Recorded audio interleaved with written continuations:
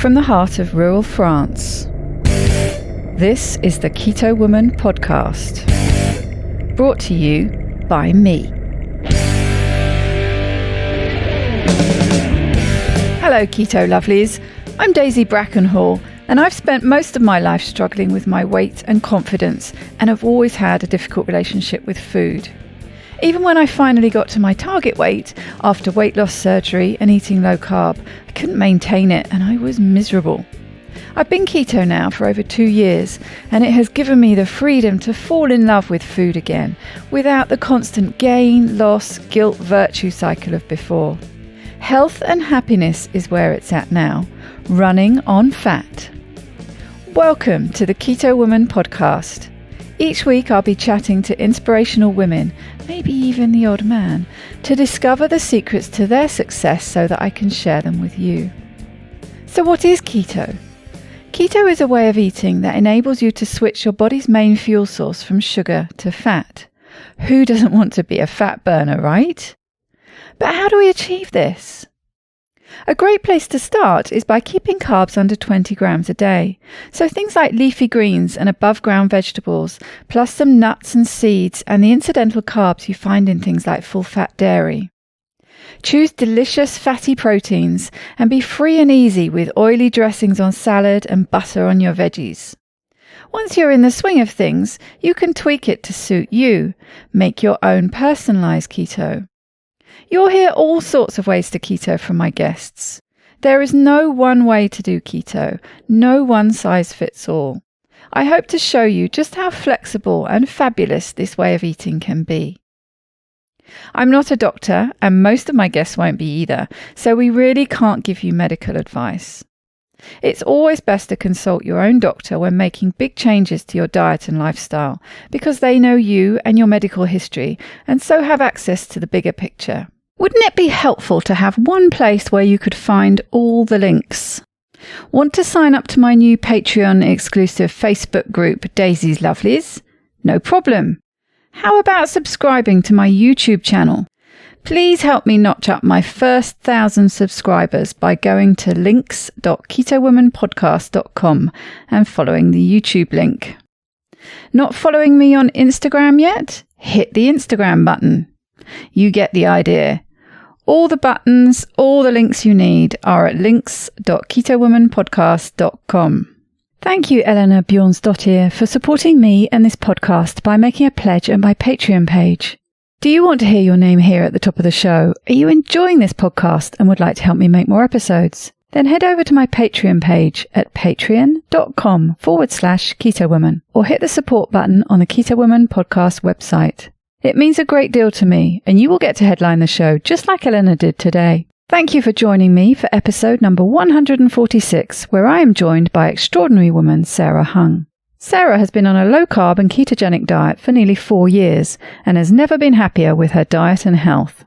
She was first accredited as an international board-certified lactation consultant in 2001. She ran a private practice called Lotus Lactation in Hong Kong for several years and previously worked on the maternity ward of the Matilda International Hospital in Hong Kong. Once upon a time, she was a mathematician and a transport planner.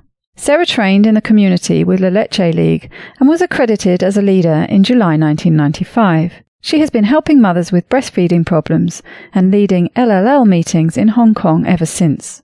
Sarah has 4 children, all of whom were breastfed. Poor old Sarah ended up recording over 2 hours, and I've split it into 3 parts. The first part, which we will get to in a minute, focuses on Sarah's keto story, and then the following 2 parts dive into lots of fascinating information about breastfeeding. So make sure to tune back in over the next couple of weeks to listen to the rest.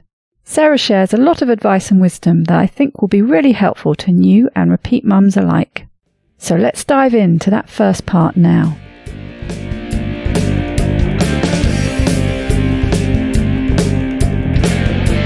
Welcome, Sarah, to the Keto Woman podcast. How are you doing today? I'm very well, thank you.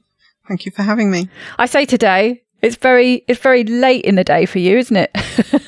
Yeah, there's still a few minutes left. Thank you for doing that. You're a bit of a night owl, though, aren't you? Really, we've had this conversation before. You like the sort of quiet space you get. You're alone time to work late in the evening. Yeah, I like not being disturbed. And then I sleep in till about 10, 11 in the morning. I'm sure it's not good for my circadian rhythms. Oh, I don't know. I think your body gets used to things.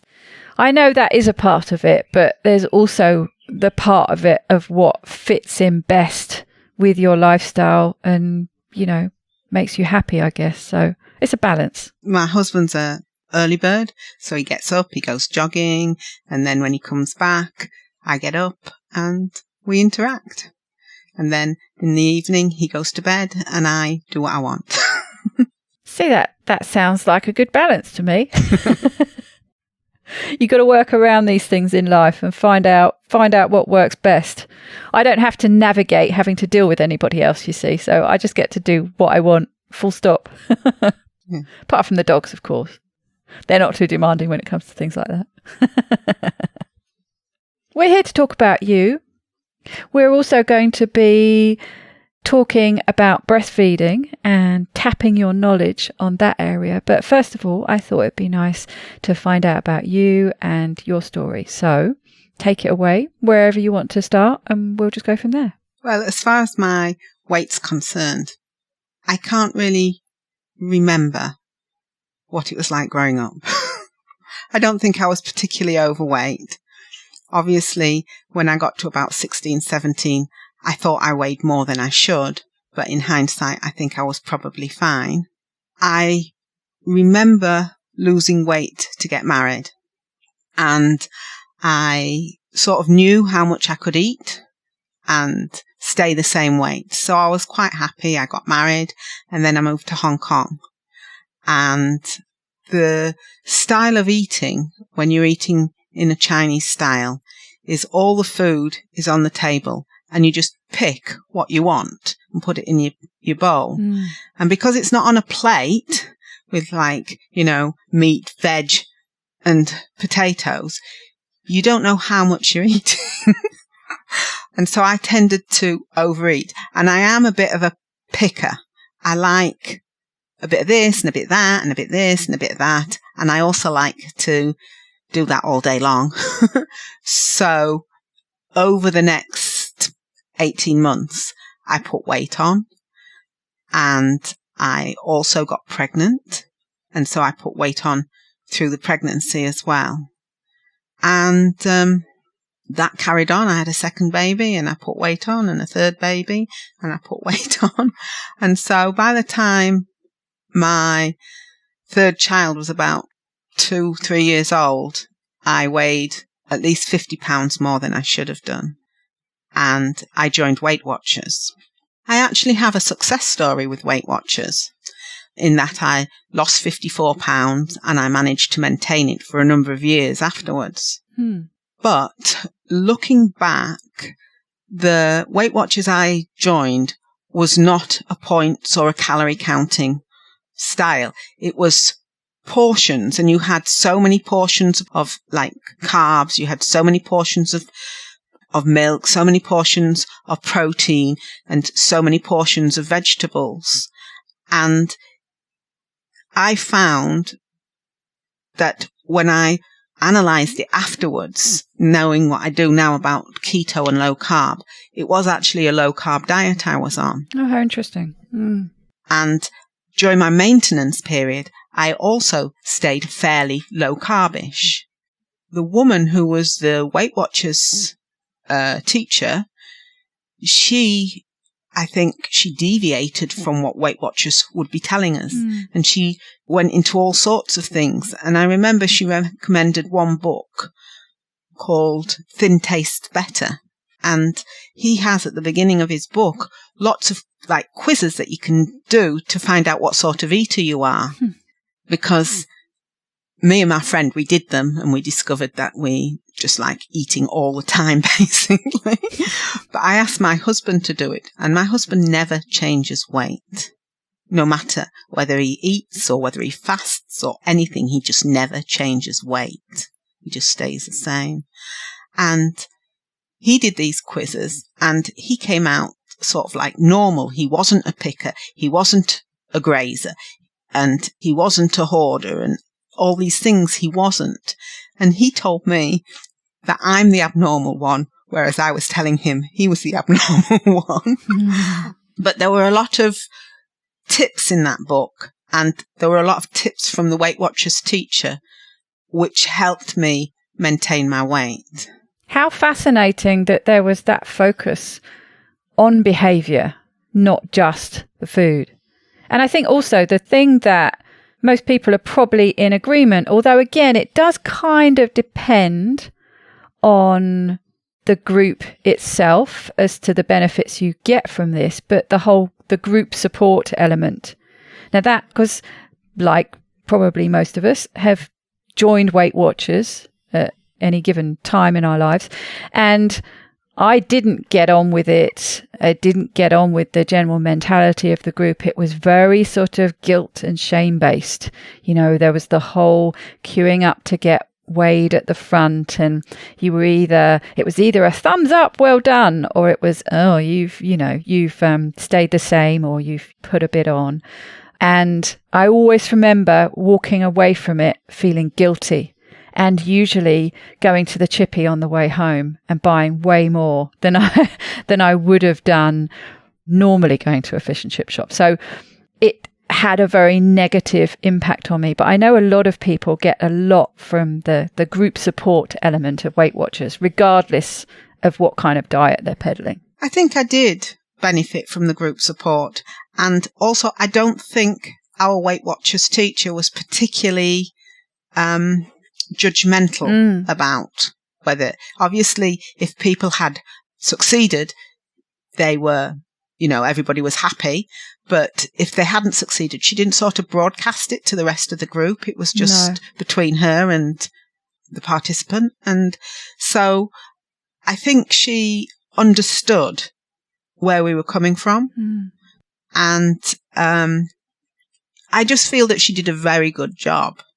It helped it. Well, it sounds like it, because to be honest, most people who go down the Weight Watchers path, well, I don't know about most. I suppose I would have to actually look at the accurate statistics rather than making sweeping generalizations. Certainly from my own experience, and a lot of people I've spoken to, is that you might lose weight while you're there, but then you're likely to regain it afterwards. Well, if we move down a few years, I started putting weight on, and I also felt really quite ill. And I remember going to see the doctor and saying, she asked me how I was, and I explained that I felt ill and I didn't feel good. I said, I have just had flu, but that's not why I'm coming. I'm coming because generally I just don't feel good. I feel tired. I feel cold. And she said, oh, I think we better do some blood tests.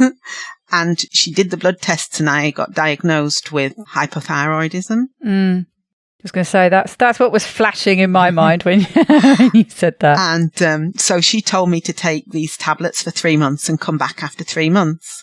So I took them, and I came back after 3 months, and she said, so how are you feeling now? And I'm saying, well, I've never felt so well, despite the fact I have morning sickness. And unfortunately, I lost that baby. Oh dear. But I got pregnant again within a year.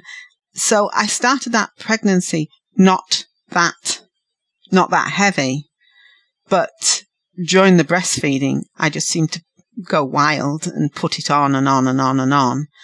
A number of times after that, I tried to lose weight, and it didn't seem to work. What I'd done before wasn't working. The points on Weight Watchers didn't work.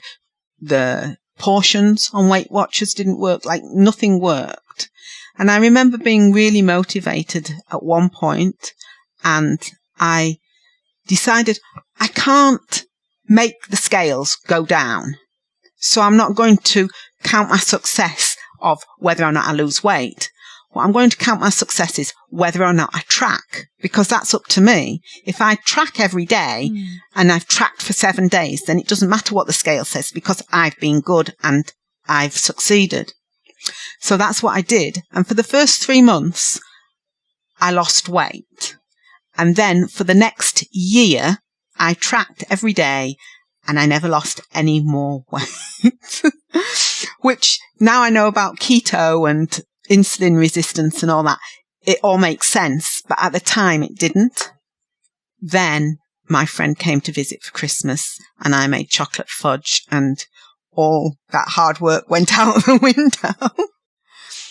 And I tried occasionally and I might lose maybe 10 pounds and then I would stay the same and then I would give up. And I think it's a very common scenario for people.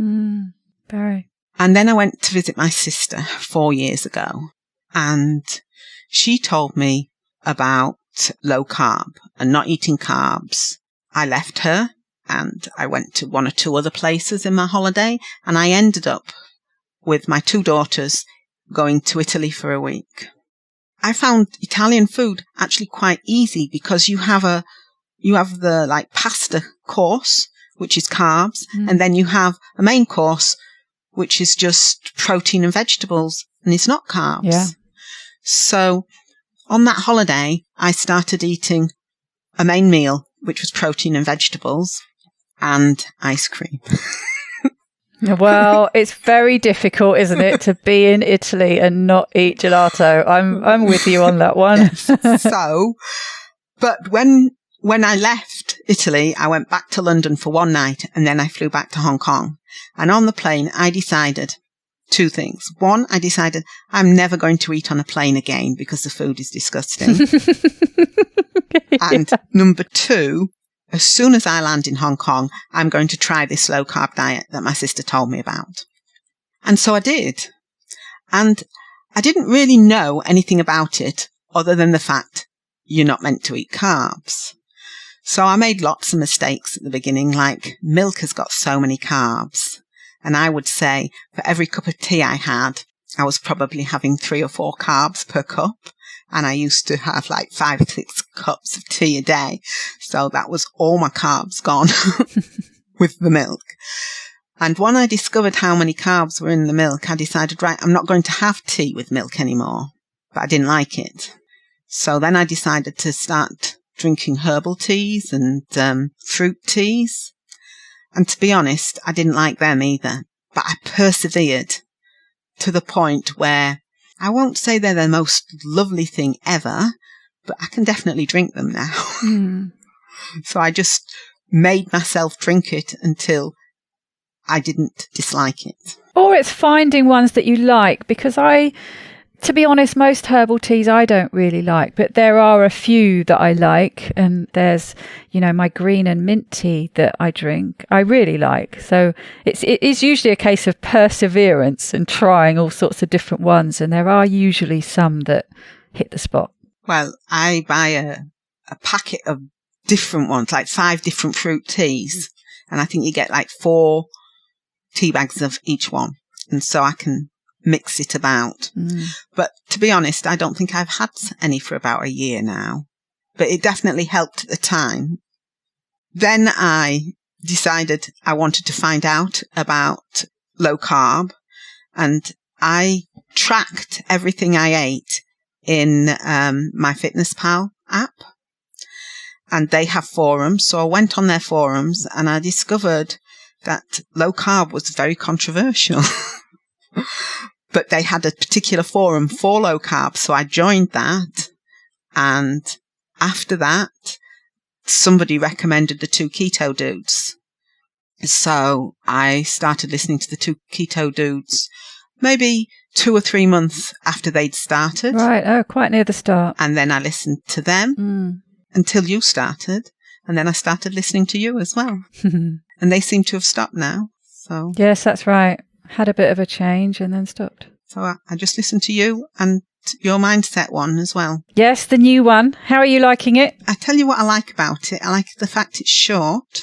Yes, that was definitely a consideration because I listen to all sorts of podcasts and, I do like the short ones. I think certain formats work well with short podcasts. And I think it's nice to have that round about 20 minutes because that's quite often you have 20-minute slots, don't you, for, the journey to the shops or whatever it is. It's a handy sort of size slot, I think. Yeah, well, I go and pick my husband up from the MTR station or I take him and then come home, and it's 15 minutes. I either then have to stop if it's a longer one, or listen to it and not do any work for an hour, which is obviously a problem. So I do like it, the fact it's short. So I'm up to date with that one. And then I think it must have been the two keto dudes, were talking about Dr. Jason Fung. So I watched, I believe it's 6 or 7 hours of him on YouTube. I've watched that too. And I learnt an awful lot about it. And it all seems to make sense to me. Yeah. And it seems to cover all the problems with dieting that calories in, calories out don't cover at all. All starts to fall into place, doesn't it? And at some stage, I decided to go keto and just reduce my carbs right down to less than 20. So I would say for the first 3 or 4 months, I was only low carb, and then I was very low carb, and then I went to keto. I don't know, I just enjoy it. I like it. I like what I eat, and I don't miss the carbs. And I'm probably a very annoying person because I don't really miss the carbs, and I can honestly say that in almost 4 years, I have never knowingly eaten sugar. Good for you. I have eaten sugar occasionally because it makes me feel ill now. Like at dinner on Sunday, something must have had sugar in it because after dinner I felt really quite ill. Not for very long, fortunately, but I just didn't feel like socializing or anything. The only time I remember actually choosing to eat something with sugar in is they were having lychees, and I used to love lychees, and I thought I'll just have one. I ate it, and almost immediately, within 10 minutes or so, I had these terrible, terrible cramps, so bad that I couldn't drive home. Wow. My husband doesn't like driving, so I tend to do all the driving, and he had to drive home. Unfortunately, by the time we got home, I was okay again, but it's really put me off knowingly eating fruit. And then I also listen when I'm in the car to audiobooks. So I've been listening to Gary Taubes, and one of his books, he says that it takes 18 months to get over your cravings for carbs. And when I listened to this, I'd been keto for 2 years, and I thought, I'm there. I don't have cravings for carbs, and it's obviously, I've done it in the last 2 years. So yes, I'm a very annoying person. My other friends who are on keto with me don't understand that. I wonder, yes, how much that does actually make a difference. If there is, I'm sure there isn't as specific necessarily a tipping point date like that.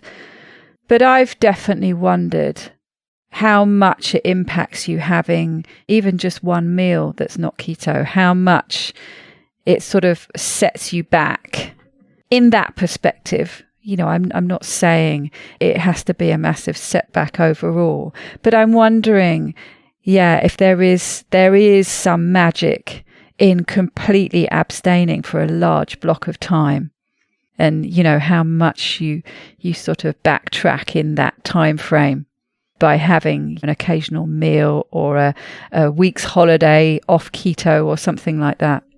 I don't know. It's all sort of kind of theory, isn't it? But maybe there is actually something solid in that. Well, I think it's a bit like addiction full stop, isn't it?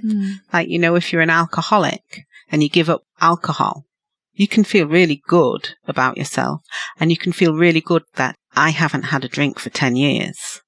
And if you then have one, you lose that good feeling, irrespective of what it does to you physically. And I think maybe some of it for me is that I'm not going to knowingly have sugar, because then I give up the fact that I've not had it for 4 years. And that makes me feel good. I just love the keto lifestyle. I love the food that we're allowed to eat, and I love I just love the food. And how it makes you feel. And so I guess because you started talking from the weight perspective, that's something that you've lost that excess weight now and are maintaining that. How has it worked from that point of view? Well, I'm, what do they call it? Still a work in progress. Aren't we all? I have a big, big goal. And my first big, big goal is to weigh less than my husband. And I am only 1.5 kilos off this goal. Wow, close. So I've lost 31 kilos, I think, so far. I still feel that there are bits of me that I would like to get rid of. Mm-hmm. And so I am just keeping going, doing what I'm doing. But it's very slow. Like in the last year, I have only lost 5 kilos. But I haven't put any on. No, exactly. That's something that people often fail to celebrate, even if all you've done is maintain. All you've done, quote unquote. That's actually a big achievement, especially if you spent your life with your weight fluctuating up and down, up and down, up and down. Actually, to hold your weight loss is really something to be celebrated. So I'm expecting maybe another year before I hit maintenance. Maybe another 2 years. I don't really mind how long it takes because I have a belief that eventually I'm going to get there. And so if it takes a long time, it does. And also that it's not a temporary diet change, is it? When you speak about it, you love keto, you love the food. So it's not really a case of, well, I'm going to eat this way until I hit the goal that I've decided and then I'm going to change that. Nothing's really going to change, is it, as far as your diet goes? So I think I will not fast as much in the future. But, like I'm not 100% clean keto. I make staples that we have. Like I would say once every 3 weeks, I make bread rolls and then I'll eat one and I'll put the others in the freezer. And so if we go out for a meal, I will take a bread roll with me to the restaurant and then I can have a hamburger with a bread roll, like a proper hamburger. And I make seed crackers that I have with my husband loves to have crackers and cheese after his meals. So I now have crackers and cheese after my meals too. Yummy. And yogurt. We make yogurt every week. I make him yogurt because he really likes it. I don't have it very often because I'm not that fond of yogurt. I'd rather just eat cream, but every now and then it's quite nice. That's all very clean keto from a ingredients point of view though, isn't it? There's nothing not clean about those ingredients. I guess it's not quite as strict. And then the other thing is that if it's somebody's birthday or I'm having a party, I will make desserts. So I can't remember whose birthday it was, but it was somebody's birthday and I made chocolate cake, death by chocolate cheesecake. Nice. Because my son asked me to make that. When everybody's eaten their fill of it, there's always at least half of it left over. So I just chop it up and put it in the freezer. And then I had a party a couple of weekends ago and I made chocolate brownies. So I have a lot of chocolate brownies in the freezer too. Now, once upon a time, I would not have been able to leave them in the freezer. I would have just, I must have that and get one. And then, I must have another and I must have another. But I can just leave them in the freezer and forget they're there.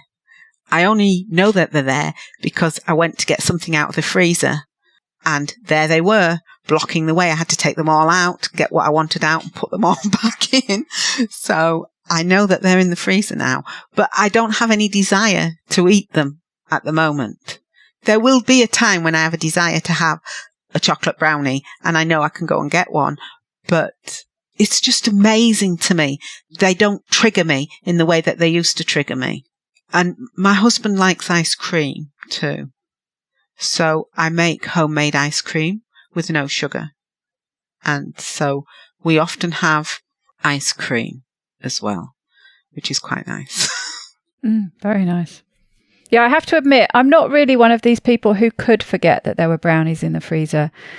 I've got better with the fasting I've been doing the last few weeks, of not eating those things, obviously, on fasting days, but they're very much in my brain that they're there, and I'm waiting to, like, ice cream is the thing that I have in my freezer, and I won't eat any today because I'm fasting. But tomorrow, when it's eating day, I know I will be having some of that ice cream. I wouldn't be able to leave it just for the weekends or something. What I'm going to start doing is making a smaller amount so they only last for the weekends. And then with that extra barrier of having to make it, it can be enough to stop me. But once it's sitting there, ready and waiting in the freezer, I don't have quite the same level of control that you've reached. Sadly. Maybe one day. Problem I have is not once they're ready, it's making them. Right. Like, I was brought up being allowed to wipe out the bowl when we made cakes and things at home. Yeah, me too. And it seems like it's still impossible for me not to do that. Mm. So I find that, like, particularly if I'm making that chocolate cake, that chocolate cheesecake, by the time I finish making it, I'm full. Because I've eaten too much of the mixture. I remember, I think it was Carl saying, "Oh, I love to cook fasted." I hate it. I hate to be fasting and to not eat the mixture. Definitely. And I did it. I've done it twice last week. And the whole time I'm saying to myself, do not take any of the mixture. Do not take any of the mixture. And I managed it, but it's willpower. Whereas the thing I like about the ketogenic diet is that it's not willpower. It's just easy. And so, yeah, that's what I like about it. It's the way it makes me feel and the way it stops me from bad habits that I used to have. And what happened with the thyroid issue? Did that turn out not to be a thyroid issue and it was just things fluctuating with the pregnancy, or was that still an issue? It's still an issue. I have to take a tablet every day and it keeps it in check. Right, yeah, same here. And basically I haven't changed the dosage, but maybe 2 years ago or a year and a half ago, I went to see the doctor and she told me of the latest research that she'd been reading, saying that it's better to be lower than higher. And so she reduced my dosage from 100, whatever they are, to 75, which would not be a problem, but you cannot buy the tablets in 75. So one day I take 100 and the next day I take 50. And I have a evolved system of how to make certain it's correct. Yes, it's a pain. I had similar problems once changing. I actually changed the medications around a bit, I think, to get over that. But it is a problem when the tablets don't come in the right size. It's not so easy to split a tablet into 3/4, is it? So I think I came to the same conclusion and went sort of over one day, under the next day, which probably isn't optimal, but what else can you do? I think it's okay. Anyway, that's what I do. When I was diagnosed and I told my mother that I'd been diagnosed, she told me that I had found a good doctor, because often doctors are unwilling to do these blood tests for thyroidism. So she's been my doctor ever since. Yes, it's definitely an underdiagnosed and often not necessarily mistreated, but not adequately treated, shall we say, condition, it seems, anyway. And so where does the breastfeeding come in? This is what you do. Perhaps you could tell us a bit more about that and when that came into your life as a career. Well, after I'd had my first daughter, in Hong Kong, you go to the maternal and child health clinic for checkups. And I went, and she needed feeding. And I sat down and fed her, and they were horrified. And they took me into another room and they put a screen round me. And I was angry, I think might be the right term, for what they'd done to me. And so at the time, we had a phone-in program every morning where you could phone in on any subject. It's still there, but now you've got to phone in on their subject rather than on any subject. And so I phoned in and complained that this had happened to me in the government clinic, and did they not appreciate how good breastfeeding was for both me and my baby. And somebody told me about La Leche League. There was a meeting the next week, and I went to the meeting. After the meeting, I called my brother who was staying with me, and I said, what are you doing for lunch? And he was going to meet his girlfriend, and I said, I want to come with you. And he said, what are you going to do if Emily needs feeding? Then I shall feed her. And so we trundled off to this huge dim sum restaurant. I don't think I've ever been in a bigger dim sum restaurant. And when she needed feeding, I fed her. And I don't think I was very discreet, because people were standing up at other tables to look at me. One of the the trolley ladies who bring the dim sum round looked at me and apparently said, I didn't know anybody did that anymore.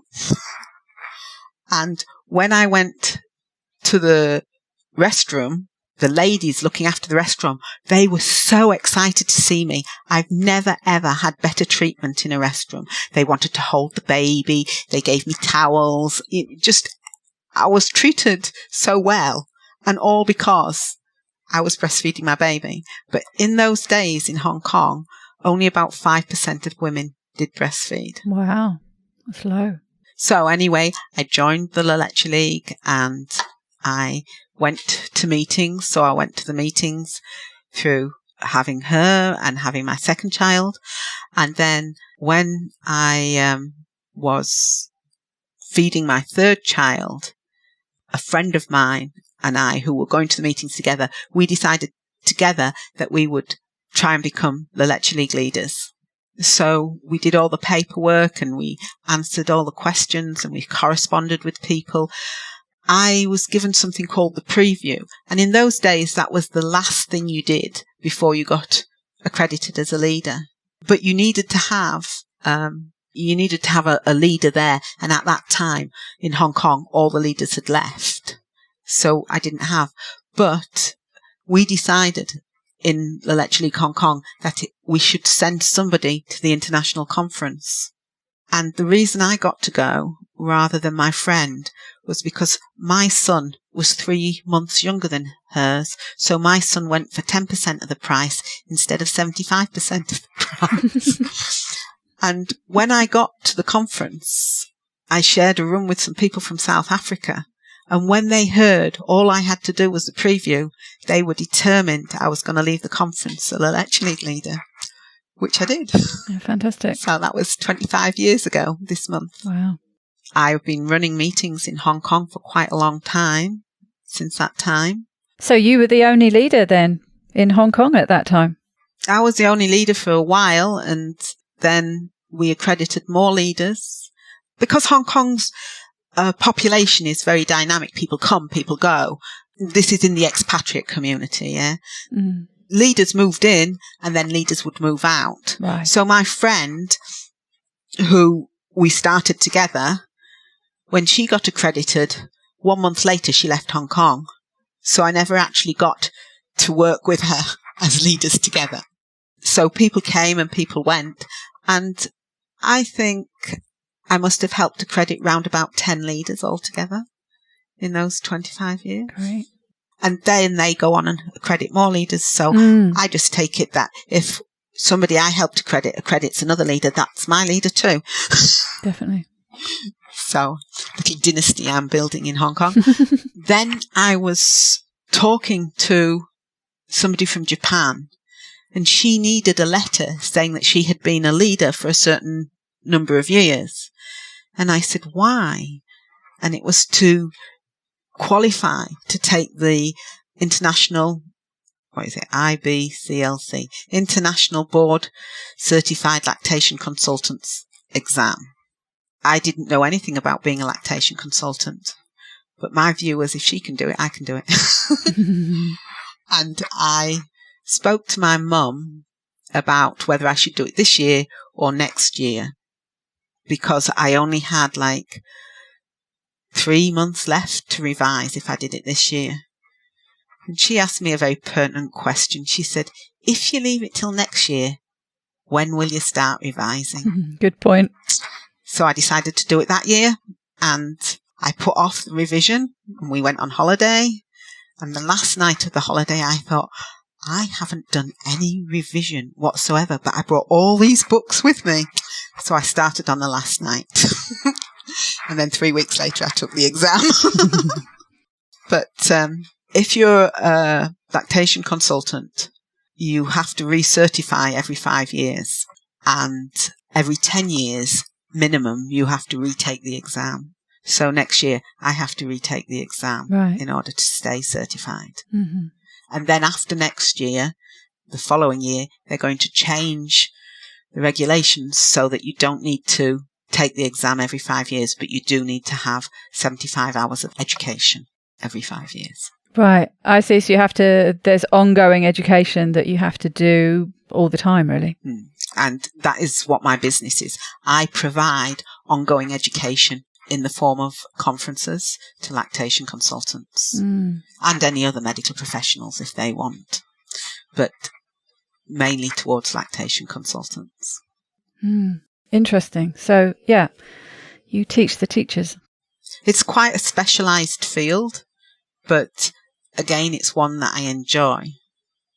And I find quite a lot of similarities about being keto and being a breastfeeding mum, in that, like in Hong Kong, if you tell somebody that you're breastfeeding, they say, oh, you must be so good. And if you tell somebody, I don't eat sugar, oh, you must be so good. And there's also, with both of them, the medical establishment seems to want to undermine your efforts, in that if you have any problem with breastfeeding, often the first suggestion is, oh, you need to supplement, rather than you need to get help to find out what the problem is.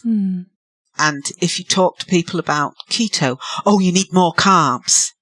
Well, do you? Or do you need to have help to find out what the problem is? Yeah.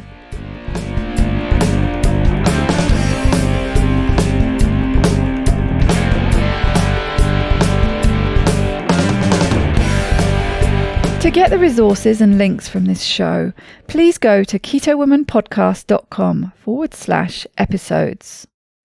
Please share this podcast with as many people as possible by sharing one of my links or just taking a screenshot of an episode that you enjoyed. Reviews really help raise the profile of the podcast, which gets it in front of more people, but also helps me attract a wide variety of guests. So please take a minute to leave a review on whichever podcast app or platform you like to listen on. It doesn't go unnoticed by me, the people who regularly like, share and comment on my posts. Your support really does mean the world to me. Thank you. Are you enjoying this podcast? Help me make more episodes and videos by making a pledge at my Patreon page, patreon.com/KetoWoman. Or simply hit the support button on the Keto Woman Podcast website. Don't forget to join in the fun on the Keto Woman Podcast Instagram and Facebook pages, and Daisy_Keto Woman on Twitter. Are you my next extraordinary woman? Maybe you've got an idea for a show, a topic you would like to hear about. Let me know how I can tickle your earbuds by dropping me a line at daisy@ketowomanpodcast.com. This week's end quote is from Ina May Gaskin. Mother's milk is soul food for babies. The babies of the world need a lot more soul food. Bye-bye, Keto Lovelies.